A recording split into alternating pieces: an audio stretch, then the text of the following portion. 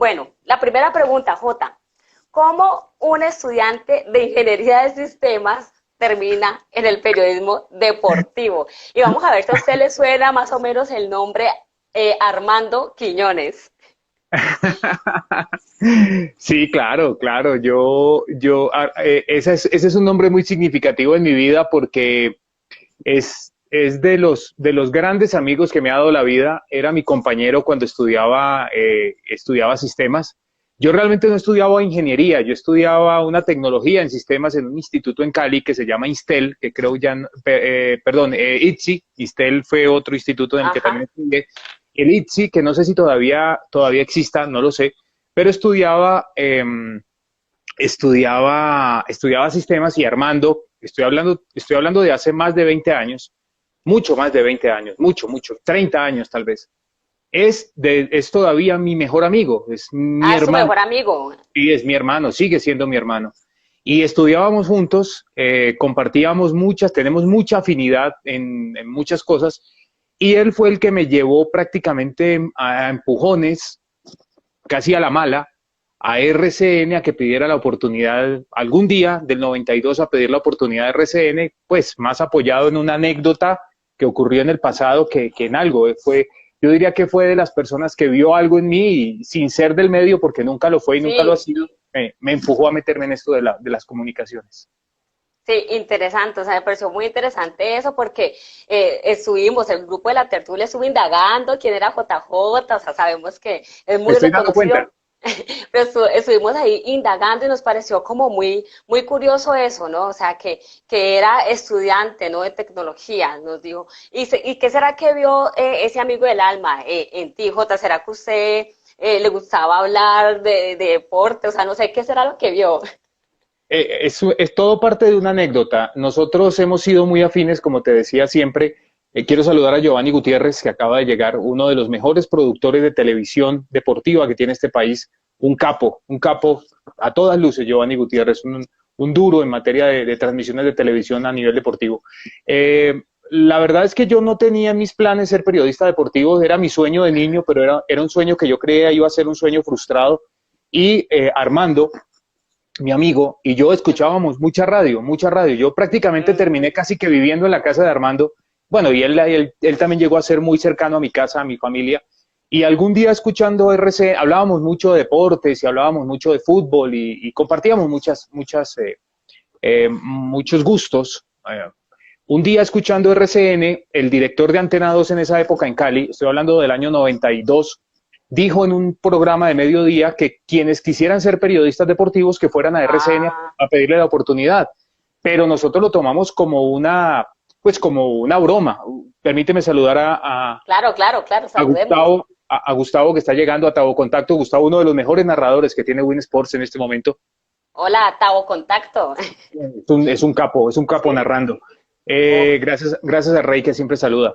Y lo tomamos como una anécdota. Entonces, en esa sí. época en la que tienes 19, 20 años, 18 años, que no sabes mucho para dónde vas, pues nos sentábamos a hablar con Armando, a imaginarnos cómo sería nuestra vida 20, 25 años después.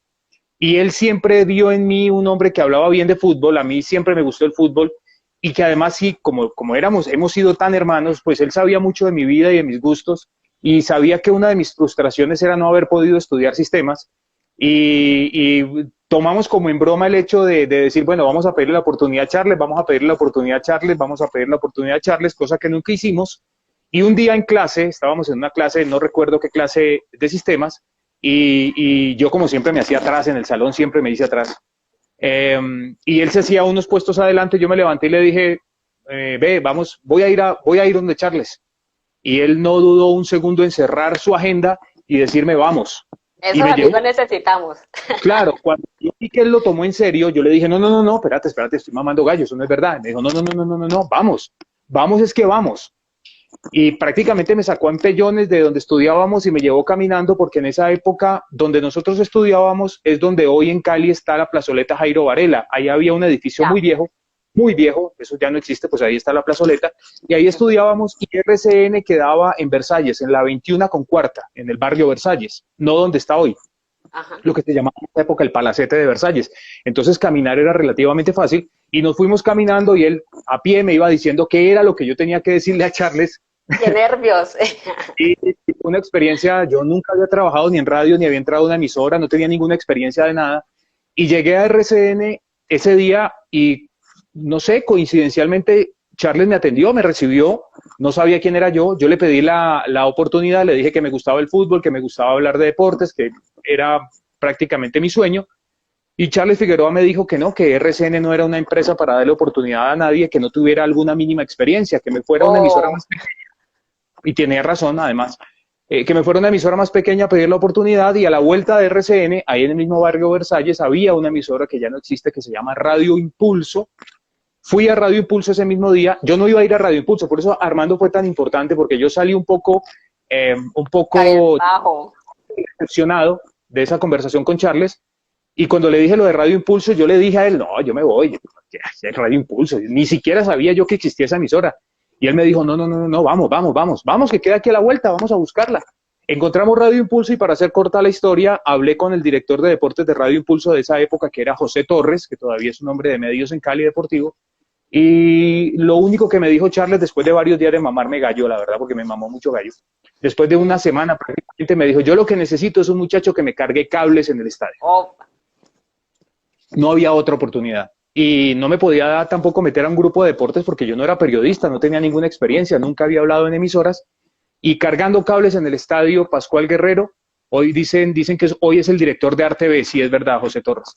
Y cargando cables en el estadio fue que logré entrar al medio. Poco corta y larga la historia. O sea que entonces conocemos tus inicios por internet, por todo lo que podemos ver en los medios, en internet, bueno, en páginas, podemos conocer tus inicios en el periodismo. Y vemos entonces que no fue nada fácil. O sea que, ¿usted qué piensa de eso de que todos debemos empezar por abajo para poder llegar a la cima? ¿Será eso cierto o será que uno puede de una llegar a un medio, a un canal grande? ¿O usted qué dice? ¿Qué piensa? ¿Sí valió la pena empezar desde abajo cargando cables? Si no hubiese sido así, no habría podido empezar. Es decir, en mi caso, mi historia es particular y la historia de cada uno es diferente. Sí. Digamos que no necesariamente tiene uno que empezar cargando cables para poder llegar a ser parte de los medios. Hay muchas historias que se repiten de esa manera, pero de unas generaciones para acá, posterior a la mía, los comunicadores y los periodistas deportivos están saliendo de la academia, están saliendo de las universidades, cosa que me parece maravillosa. Digamos que yo hice parte de esa última generación de periodistas deportivos que comenzaron cargando cables. Yo de un tiempo para acá no sé si haya alguno de las nuevas generaciones que haya comenzado de esa forma, pero no me atrevería a decir que así es que hay que comenzar y que de esa manera hay que arrancar, porque pues cada dinámica es diferente. Yo lo que sí creo, y de eso estoy completamente seguro, es que todos debemos tener la capacidad de aprovechar las oportunidades, ya sea cargando cables en un estadio, o que te den la oportunidad de ser un practicante en una emisora o en un canal de televisión, o de ser el que lleva y trae los cables o los papeles o los documentos a los periodistas mientras va ganando experiencia. Bueno, JJ, si te digo el Trabuco Deportivo de Todelar y los dueños del balón de RCN de Cali, ¿qué me dirías? Ese pues combo que había ahí. El Trabuco, para las nuevas generaciones, tal vez el Trabuco Deportivo Todelar no diga mucho, pero en mi época el Trabuco Deportivo Todelar era una institución de la radio de Cali y de Colombia. Sí. Pertenecer a Todelar, que ya no existe como empresa de radio, lastimosamente, por Todelar pasaron todos. Es decir, la gran escuela del periodismo y del periodismo deportivo y del periodismo en general en este país está atravesada por Todelar. Es un nombre significativo para los periodistas, y hubo una época en la que se decía que si uno quería realmente sentirse periodista, tenía que haber pasado en algún momento de su carrera por Todelar, y yo tuve la fortuna de hacerlo en 3 etapas diferentes. La primera en un grupo alterno de Todelar en Cali, y luego pasar a ser parte del Trabuco Deportivo Todelar, que el Trabuco Deportivo Todelar era prácticamente entrar a las grandes ligas en esa época. Era un reto muy grande.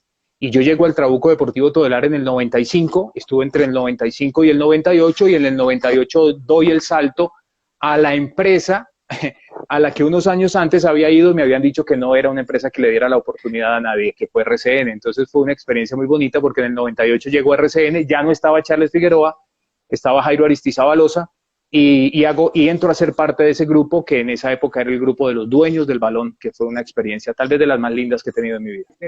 Sí. Quiero decirte algo que tal vez la gente no sepa. Yo durante mis primeros 4 años trabajé gratis, completamente gratis. A mí me subsidiaban en mi casa, me daban los pasajes. Yo vivía en Jumbo, yo soy de Jumbo, Sí. bueno, nací en Cali, pero soy de Jumbo.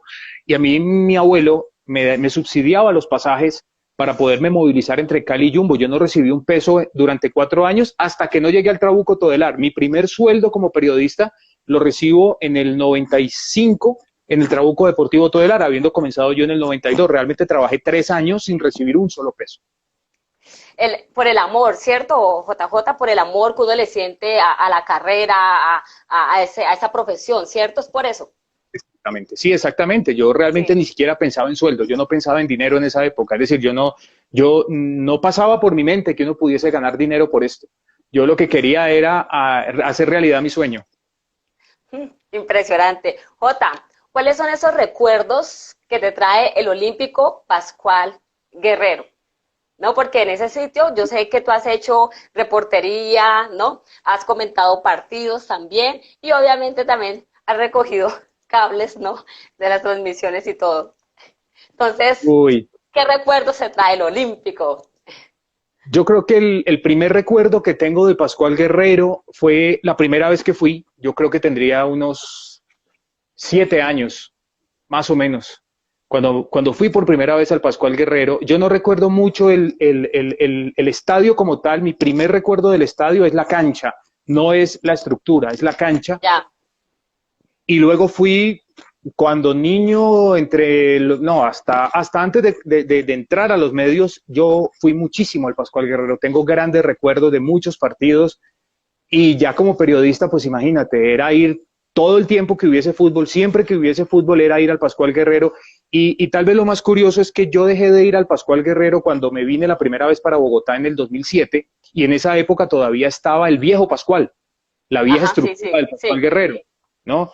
Cuando vino el Campeonato Mundial Juvenil, pues se hizo toda la reparación del Pascual Guerrero y yo volví al Pascual Guerrero en el 2013. Es decir, cuando yo volví al Pascual Guerrero, yo me encontré un estadio diferente. Era otra cosa. Yo lo debo decir, lo debo confesar, yo extrañé el viejo Pascual. Yo me sentía Oh. en otro estadio, era algo completamente diferente y me costó acostumbrarme visualmente a lo que ya yo tenía de tantos años de ese viejo Pascual, que ya no se parece en nada es Ah, en nada al Pascual de antes. claro, uno ve fotos y uno ve, o sea, uno compara y obviamente, o sea, no es totalmente diferente. No, me imagino. Totalmente. Y la iluminación, ¿no? Oh, la iluminación, de hecho la iluminación ahora la han mejorado porque la iluminación era muy pobre, los camerinos eran lúgubres, tal vez ustedes no sé si los conocieron, pero había que pasar 2 puertas para llegar al vestuario y eran unos camerinos de un pasillo largo, Uy, qué tenebroso. medio tenebroso, sí, con una luz amarillenta, eh, era, era, era un tema medio lúgubre el Pascual Guerrero en esa época. Bueno, Jota, ¿qué se siente ser el único colombiano que Fox Sport lleva, ¿cierto?, para las transmisiones de los Juegos Olímpicos de Río de Janeiro? Creo que fue en el 2015, 16. ¿Qué? 16, 16. 16. ¿Qué se siente, JJ, ser el único colombiano? Mira que yo me vine a dar cuenta de eso después de haber estado en los Olímpicos. Realmente Fox llevó un grupo de colombianos, pero Ya. para hacer el fútbol de los Juegos Ajá, Olímpicos, sí, sí. acompañar a la selección Colombia masculina y femenina, pero ese grupo en el que iba Pacho Vélez, iba Iván René Valenciano, Hernández, el narrador, ellos iban solo a acompañar a la selección colombiana de fútbol y se devolvieron cuando a la femenina y a la masculina las eliminaron. Yo, Ajá. yo fui con otro combo y fui con un combo que iba a transmitir para toda Latinoamérica los Juegos Olímpicos. Y fue una experiencia maravillosa y yo después fue que me vine a dar cuenta de que yo, de todo el equipo, producción, realización, presentación, comentar, yo era el único colombiano, no había otro colombiano Y me vine a dar cuenta después, o sea, yo no caí en la cuenta en ese momento y estuve al lado de mexicanos, de chilenos, de argentinos y bueno, un pequeño grupo de brasileños, pero al lado de hombres como Maxi Palma, como Juanjo Buscalia, como Pinzón, como la Remiers, la mexicana, como Alberto Lati, Fernando Solabarrieta, es decir, un grupo de periodistas con una experiencia y con un peso específico tan grande que yo creería que esa ha sido de las más grandes y más hermosas experiencias que he tenido. Claro que sí, JJ, no, yo me imagino, o sea, yo me imagino esa sensación debe ser espectacular, la verdad. Sí. JJ, voy a nombrarle una serie, voy a decir una serie de palabras y vamos a ver qué opinas. Yo digo, Señal Colombia, Canal Capital, City TV, Telepacífico, ¿no? Desde acá de Cali, nosotros los de la tertulia somos de Cali, entonces Telepacífico, Fox Sport, RCN Radio, Colmundo, Todelar y ahora Win. O sea, por favor, JJ, ¿a qué se debe tanto éxito? A la humildad, será la humildad, JJ, porque usted es una persona humilde, una persona sencilla, una voz agradable. ¿A qué se Yo creo debe, que, JJ?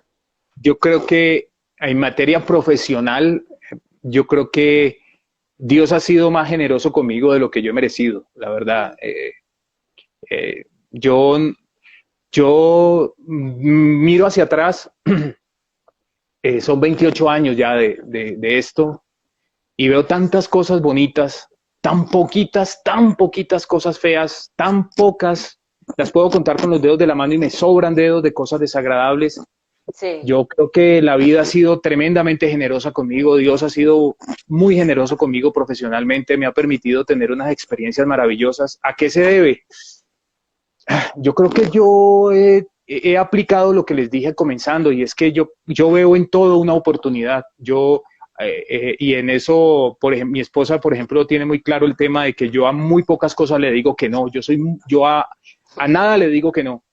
Yo hay algunas cosas que tengo casi como una razón de ser en mi vida profesionalmente y es que, por ejemplo, cuando me llaman para hacer alguna transmisión o para ir a alguna empresa, yo de lo último que hablo o por lo último por lo que pregunto es por la plata. No me interesa, es decir, no porque la tenga. De hecho, soy como todos, yo tengo que ir a mercar todos los días, estoy en un momento en el que estoy tratando de solucionar un tema bancario porque estoy como todos ustedes. claro, claro. Y no es porque me sobre el dinero, sino porque para mí todo es una experiencia que me permite crecer profesionalmente. Y no lo digo por llenar espacio. La verdad, yo creo que toda esa lista de empresas que tú has mencionado Sí, te han aparecido en mi vida porque yo lo único que he querido es cumplir el sueño y cada vez el sueño se va haciendo más grande o más lleno de detalles, ¿no? Yo lo único que quería era trabajar en radio. O sea, mi único sueño real era trabajar en radio y no para volverme rico, para ganar dinero, porque es decir, el que quiera ser periodista para volverse rico se equivocó de carrera. Está equivocado. No es por ahí la cosa. El dinero no es el fin. ok. El dinero es una consecuencia. El dinero es una consecuencia.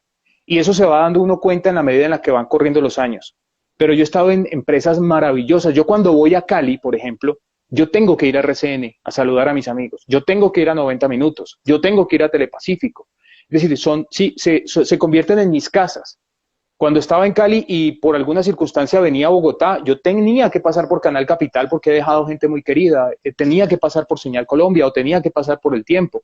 Entonces se vuelven más que empresas en las que he trabajado, se vuelven mis casas, son mis segundos hogares. Sí. ¿Qué se siente ser un teso en el voleibol? Por ahí creo que ese es el deporte, o no sé, que te gusta muchísimo, aparte del fútbol, el voleibol. Entonces dice Rey Álvaro 393, dice, ¿qué se siente ser un teso en el voleibol? Dice, de los mejores en el campo que hay en Colombia. Pues es una sensación extraña porque es una sensación de orfandad, porque somos varios los que en Colombia comentamos voleibol y muy bien. Yo tengo Sí, que destacar, por ejemplo, a John Jaime Osorio, a JJ Osorio de Medellín, que es otro excelente comentarista de varios deportes, es un excelente comentarista olímpico y sobre todo de voleibol, pero hay una sensación como de orfandad. porque es Sí. tener una capacidad de poder descubrir otras virtudes o valencias en tu vida, pero no hay liga, pero no hay torneos, pero no hay campeonatos, y entonces te toca esperar solamente a que haya juegos nacionales cada 4 años o por allá unos juegos centroamericanos y del Caribe. Entonces, es una, digámoslo así, es un conocimiento que no se explota, que está ahí, como en el refrigerador, esperando a ver en qué momento se saca. Bueno, JJ, ¿cómo te fue relatando atletismo? ¿Estabas relatando atletismo? Eso fue en los Juegos Panamericanos de Lima, 2019. Sí. Eras el que relatabas, ¿no? Y pues sí, contabas todo lo que sucedía en cada prueba. Eso es relatar, ¿cierto? Contar, hablabas, esa faceta ahí, cuéntanos un poco. Sí, digamos que fue una experiencia también diferente porque yo no tengo, no me siento con esa capacidad de ser un relator o de ser un narrador. Yo realmente soy un comentarista o un opinador o digámoslo así en un alto grado de inmodestia o un analista, ¿no? Claro que eso Analista. pues eso es una calificación muy alta para autodenominarme analista. Pero como la situación de narración o la situación de transmisión, mejor, era diferente, yo estaba solo y yo tenía que sostener desde la 1:30 de la tarde hasta las 8 o 9 de la noche, seguido, sin parar, sin comerciales, sin compañía, sin una ayuda, sin un narrador, sin un comentarista al lado. Yo tuve que sostener durante todos los Juegos Panamericanos las competencias de atletismo, porque era la señal que iba para todo el continente. Uf, Es decir, lo que, JJ. lo que se vio, Impresionante. lo que se vio de atletismo en Colombia con los saltos de Yulimar Rojas y de Caterina Ibargüen, con lo que hizo Anthony Zambrano, con la cuarteta que ganó la posta larga del 4%, del 4x400, no se vio solo en Colombia. Esa era la transmisión que generaba la empresa que enviaba los Juegos Panamericanos para todo el continente. Y no había ayuda. La única ayuda era la tecnológica de un computador que te pasaba algunos datos y demás, y lo demás era solo contra el mundo. Entonces fue una experiencia muy linda porque hay Muy algunos bien, muy deportes, bien. Muy bien, hay algunos JJ. deportes que merecen narración. Hay otros que solo se comentan o se van llevando con detalles y con anécdotas y con datos, pero por ejemplo las carreras, las competencias de pista, hay que narrarlas, es necesario narrarlas. Y me correspondió, afortunadamente, tener la medalla de oro de Anthony Zambrano en los 400 y la medalla de oro de la posta, que fue una medalla histórica que nunca antes se había conseguido en unos Juegos Panamericanos, en la posta masculina de los 4x400. Entonces, yo siempre terminaba, después de esas dos pruebas, siempre terminaba escuchándome con mucha pena, mucha vergüenza, y siempre creo que me da pena con los narradores, y a algunos amigos les digo, discúlpenme porque traté de hacerlo lo mejor que pude, pero también fue una experiencia muy linda, porque además eran Claro. de 1 de la tarde a 8:30 de la noche sin parar, sin poderme parar siquiera al baño, digo, ni siquiera me podía parar al baño porque era derecho, transmisión directa, sin un espacio a comerciales, porque no había comerciales. JJ, la otra vez yo estaba escuchando al doctor Mao en el Sí, programa famoso de él, El Corrillo de Mao, y sí, entonces él decía que antes era muy fácil, a lo que era un poco difícil saber cuál era el jugador 10, digamos, de eso es lo que decía don Mao, que uno veía un partido y era muy difícil encontrar cuál era el jugador 10 o el jugador que más se destacó en la cancha, que porque todos jugaban colectivamente, era un grupo de verdad en equipo como tal, pero que ahora era más fácil saber quién brilló en la cancha y quién hizo lo peor. ¿Usted está de acuerdo con eso? ¿Qué opina de esa opinión? ¿Será que sí ha cambiado el fútbol como tal? Ahorita uno puede decir, ah, no, el que subió la camiseta fue Messi, fue James, fue Falcao, o ¿usted qué opina de eso? ¿Sí ha cambiado el eh, fútbol? no, yo creo que el fútbol no ha cambiado. El fútbol ha tenido unas inyecciones de dinámica que no se veían antes. Ya, Eh, hoy se piensa más en la forma atlética que en la forma futbolística. Hoy se piensa más en el atleta que en el jugador. Y eso hace que los partidos de fútbol tengan unos ritmos muy diferentes a los que veía el doctor Mao en su época y pues incluso a los que yo veía también en los 80 y en claro. los 90. Hoy son más atletas, entonces cuando aparece un jugador que rompe el modo atleta y se convierte en modo futbolista, pues se destaca. Claro que seguramente, sobresale. claro, se sobresale porque los demás son atletas y aparece uno que toma la pelota, que levanta la cabeza, que saca dos o tres, que hace tres gambetas, que mete un filtro bonito y entonces los ojos se van allá. Antes era mucho más, digámoslo así, común, normal, ver en un solo equipo tres o cuatro Todos, jugadores que ujú, tenían esas características y ya, eran menos atletas, eran más jugadores. Yo comparto en parte lo que dice el doctor Mao, aunque no puedo negar que hoy el fútbol ha ganado una dinámica que no tenía antes y que nos lleva a mirarlo de otra forma, de otra manera. Eh, es muy probable que los jugadores de hace 10, 15 o 20 o 30 años, aunque pudiesen haber jugado en esta época, tendrían sí o sí que haberle sumado a su talento una dinámica física y una dinámica en cancha diferente, porque habría sido muy difícil para ellos. Pero que antes se veía más talento individual, eso sí, te lo aseguro que el doctor Mao tiene toda la razón. pero Pero un sí, rápido del otro equipo de Cali, nada más de lo que yo vi, para que te des cuenta que es sí, diferente. Hoy, por sí, ejemplo, vamos, hablemos del reciente Deportivo Cali, hasta antes de que se fuera Benedetti. sí, Estaba Benedetti y yo qué sé, no sé, Palavecino, digamos. Eran Benedetti, Palavecino, por ahí van y vienen. Y en América está Vergara y por ahí Matías Pisano, que terminó haciendo un buen torneo. En la época en la que yo vi fútbol, uno iba a un estadio y se encontraba con que en el mismo equipo jugaban el pibe Valderrama, Bernardo Redín, Jorge Aravena y ujú, aparecía un hombre como el Piripi Osma o como Sergio el Checho Angulo, ¿entiendes? Y en el otro sí, sí, lado sí. te encontrabas con Cabañas, con Gareca, con Anthony o con Willington, y entonces había más talento individual. Hoy son más atletas, sin duda.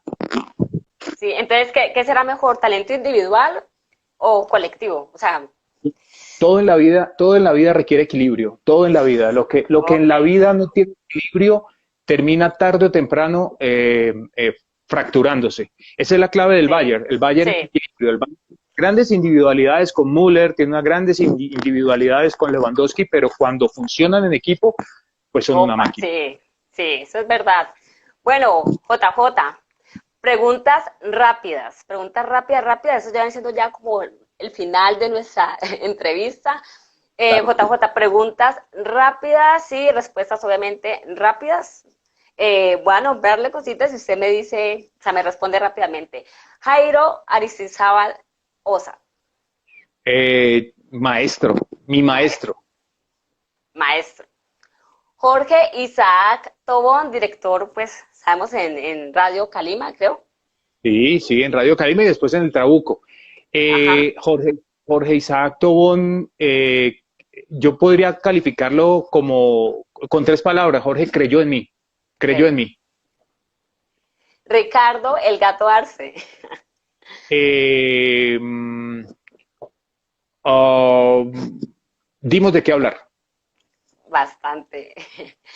La mejor selección de voleibol para ti, ya sea a nivel nacional o mundial.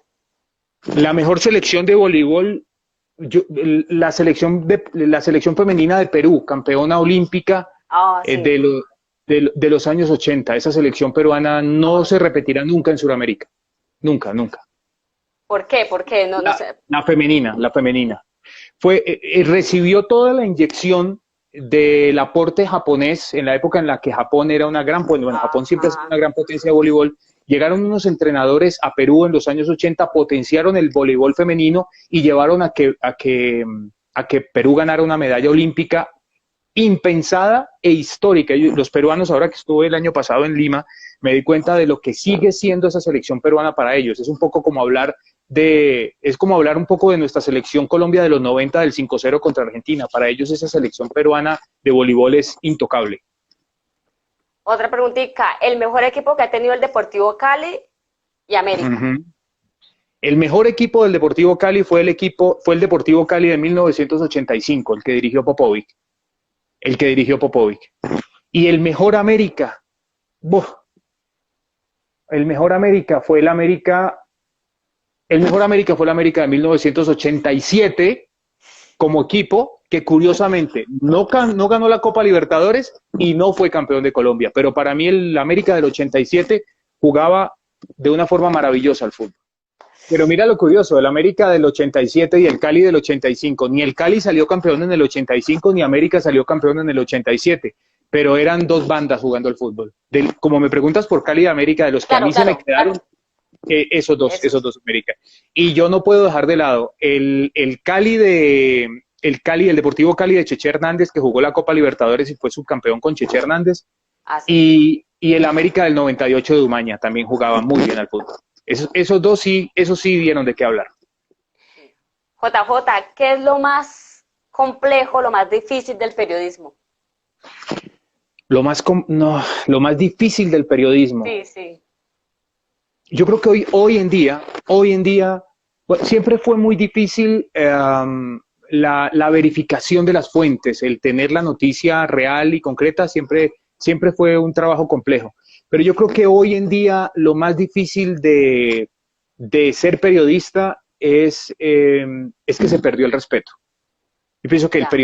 el periodismo ha ido de a poco cayendo en un irrespeto constante hacia todos y por ende está recibiendo el irrespeto de quienes están al otro lado. Hoy las redes sociales se han convertido en un medio muy tóxico a través del cual la gente desahoga sus rabias y sus frustraciones y las devuelve de una forma tremendamente nociva hacia los periodistas. Y bueno, JJ, lo que acabas de decir me ha tocado un poco y yo digo, bueno, tantos comentarios que reciben los periodistas o los artistas, ¿cómo hacen como para poder seguir siendo serenos? O sea, como para que eso no le afecte, esos comentarios tan tóxicos que a veces la gente hace. A mí me afectaban al principio. Llegar, por ejemplo, a Win ha sido una experiencia maravillosa desde lo profesional y desde lo personal, porque nadie sabe lo que es Win Sports. La gente de afuera cree que esta es la empresa de lo pagará su madre. La gente cree que Win Sports es una empresa, la gente cree que Win Sports es una empresa en la que hay una cantidad de Dráculas y de Frankensteins y de hombres lobo adentro esperando a ver de qué manera le sacan el dinero a la gente de los bolsillos. La gente cree que Win Sports es una empresa ventajosa en la que los que están arriba al mando del canal están esperando de qué manera sacarle provecho al televidente y no se imaginan realmente lo que es Win Sports. La gente no sabe por qué se creó el Premium, por ejemplo. La gente cree que fue un día cualquiera en el que el presidente de la compañía se levantó y le dio la gana cobrarle a la gente 29.900 pesos por el canal Premium. La gente no sabe, por ejemplo, Shirley, que fue una casi obligación de los equipos de fútbol al canal para que creara unos medios de generar más dinero para los equipos. Y no había otra alternativa diferente que crear un canal de suscripción, que se hace en todo el mundo. Que podemos entrar a discutir si el dinero es muy alto, si 30.000 pesos es mucho dinero, 29.900 pesos si los ese es otro tema, es un tema diferente. Pero la gente desde el desconocimiento mira a Win Sports como si fuera no sé, como si fuera la Inquisición, como si fuera todo el séquito de Robespierre rodeándolo a todo el mundo para tratar de cortar cabezas.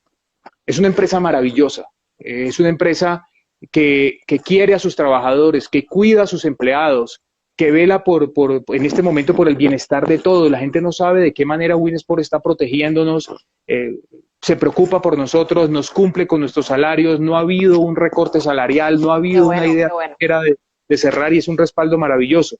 Entonces, eso no lo sabe la gente y de manera tóxica quien tiene algún tipo de frustración, pues la única manera que ve o la vía que entiende para poder dejar salir de esa frustración es a través de redes sociales. Entonces, para concluirte, yo prácticamente bloqueé las notificaciones por sanidad mental, por tranquilidad mental. No leo notificaciones, no leo comentarios, leo más los comentarios de Instagram que los contesto, que los de Twitter. Para mí Twitter es un medio tremendamente tóxico en el que hay mucho anónimo por ahí queriéndosela dar de artista. Hay una cosa muy curiosa con el tema de lo pagará su madre, que es que uno en Twitter, los que trabajamos en Win, en Twitter podemos escribir lo que sea. Es decir, yo puedo levantarme hoy o mañana lunes y decir, qué linda mañana, y no ha de faltar el atorrante, ¿no? El que tiene algún problema mental, y entonces yo escribo, qué linda mañana, les deseo que tengan un lindo día hoy, y entonces no ha de faltar el comentario de cuál lindo día lo pagará tu madre, cuál lindo día si Win no... Entonces, por eso, por sanidad mental, yo decidí no leer más comentarios. Bueno, ya para terminar, para que no se me vaya a aburrir, para terminar, Ah, tranquila. no puedo irme sin contar esta anécdota que tuvo uno de nuestros compañeros aquí de la tertulia. Él un tiempo fue árbitro de fútbol, entonces él cuenta que en la cancha de la Troja, él estaba ahí, bueno, le tocaba dirigir un partido y que te vio como un espectador apoyando a su hijo, que su hijo creo que estaba en ciclones, jugando en ciclones, y que tú estabas ahí y que le hablabas como dando las indicaciones, pero obviamente no pasándote pues como al rol de técnico, del técnico, pero estabas ahí, estabas ahí. ¿Cómo se siente estar como un espectador y tener como a un hijo en cancha? Sí, esa experiencia la viví. Fue una experiencia muy linda. Mi hijo que tiene ya 19 años, pues él tomó la decisión de irse más por la parte académica, entró a Ah, la ya. universidad, pero durante muchos años él jugó a nivel de alta competencia y era una experiencia, yo realmente me alejaba del grupo de padres, por ejemplo, yo no estaba entre el grupo Sí. de padres, yo me iba a un rincón o me iba al otro lado de la cancha. No, era una experiencia extraña porque era querer dar alguna instrucción o querer dar alguna idea, pero saber que hay un técnico al que hay que respetarlo y al que no se le puede pasar por encima. Entonces, generé con mi hijo una especie de comunicación que solo él y yo entendíamos, que no era tan difícil, y es que yo le silbaba de una forma particular, él reconocía mi silbido y miraba, de pronto me ubicaba y yo le hacía alguna señal, pero no pasaba de ahí. Pero fue muy lindo, fueron muchos años, porque es que mi hijo jugó fútbol, hoy tiene 19, mi hijo jugó fútbol desde los 7 años. Entonces era quitarme cualquier tipo de rol de analista o de periodista o de comentarista para irme a El, meter como papá a ver el rol de padre, el rol de padre. jugaba, cómo jugaba él y los pelados. Sí, una Ah, bueno, experiencia lindísima. bueno, JJ, muchísimas gracias por haber estado aquí en la tertulia. ¿Cómo te sentiste, JJ? Muy bien, Bien, muy bien, bien. muy agradado y de nuevo les digo muy agradecido por la invitación. Gracias, gracias, JJ, de verdad, muchísimas gracias por aceptar nuestra invitación, por ser una persona tan humilde, una Si persona. quedaron preguntas, hay tiempo igual. Sí, vamos a ver por ahí. Bueno, nuestro director, ya para finalizar por el tiempo, más que todo porque Instagram también nos corta, nuestro director que es Sebastián Zapata, él dice, vamos a ver, bueno, aunque JJ ya nos dijo algo, ¿no? JJ cree posible el regreso del fútbol colombiano, o sea, ¿lo cree posible? ¿Será que sí va a regresar el Sí, fútbol? sí, Sí, va a volver, va a volver. De hecho, no hay una fecha concreta, pero es muy probable que a mediados de septiembre, yo creo que hacia la segunda o tercera semana de septiembre ya se va a hacer la programación de la fecha. Lo que falta es definir cómo va a volver el torneo, porque no se sabe claramente si vamos a volver en una sola zona, que podría ser el eje cafetero, o se va a dividir en 4 regiones el país. Cuando eso se defina, que va a ser la próxima semana en la reunión de Dimayor, seguramente se va a conocer también la fecha del reinicio. claro. Bueno, esas fueron, digamos, las preguntas que yo por ahí, JJ. Vamos a ver aquí.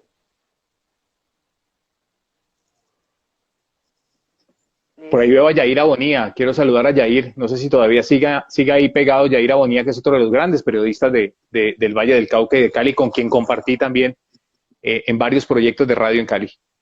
Yaira Bonilla, entonces un saludo muy especial también de parte de la tertulia. Bueno, no respondas esa última preguntita. La actualidad del fútbol europeo, ¿cómo lo ve? Con esa terminamos, Jota. Yo creo que se acabó, yo creo que es una opinión muy clara, muy respetuosa. Creo que ha Ajá, terminado un ciclo, creo que hemos sido testigos del fin de un ciclo. Creo que esto va a revolucionar, esto que ha pasado en la Champions va a revolucionar claro, el momento del fútbol europeo. Tenemos que comenzar a mirar otros talentos, tenemos que comenzar a mirar a otros jugadores. Creo que el reinado Cristiano Messi, no digo que terminó, pero pero sí ya está menguando. le abre un espacio a que lleguen nuevos jugadores. Esto iba a pasar en algún momento Sí, y es momento también de ver de qué manera se pintan otras ligas. Nosotros estamos muy centralizados en lo que es Italia, en España y en Inglaterra, pero miren lo que es Francia, miren Alemania, miren otras ligas que también están generando noticias importantes y que están produciendo jugadores importantes. Y no en vano, Francia y Alemania son los países que se han convertido a nivel de campeonatos del mundo en los dos más recientes campeones. Entonces, cuando uno se da cuenta de eso, tiene que mirar un poco más allá del horizonte, y creo que el ciclo Cristiano Messi no ha terminado, pero sí entró en una decadencia evidente. Bueno, JJ, muchas gracias. Gracias por estar aquí con nosotros. Y bueno, un aplauso a JJ. Yo sé que todos los seguidores ahí que por favor manden emoticones de aplausitos. Aplausos ahí para JJ Miranda. Grande, grande, grande, grande, grande periodista colombiano. Le deseamos demasiados éxitos, y yo sé que van a venir JJ. Muchísimas gracias. No, muchas gracias, Shirley, muchas gracias a toda la gente que se unió, muy complacido y muy halagado por la invitación. Espero que les haya gustado, y bueno, siempre a la orden cuando lo necesiten. Gracias, JJ. Chao. Chao, JJ.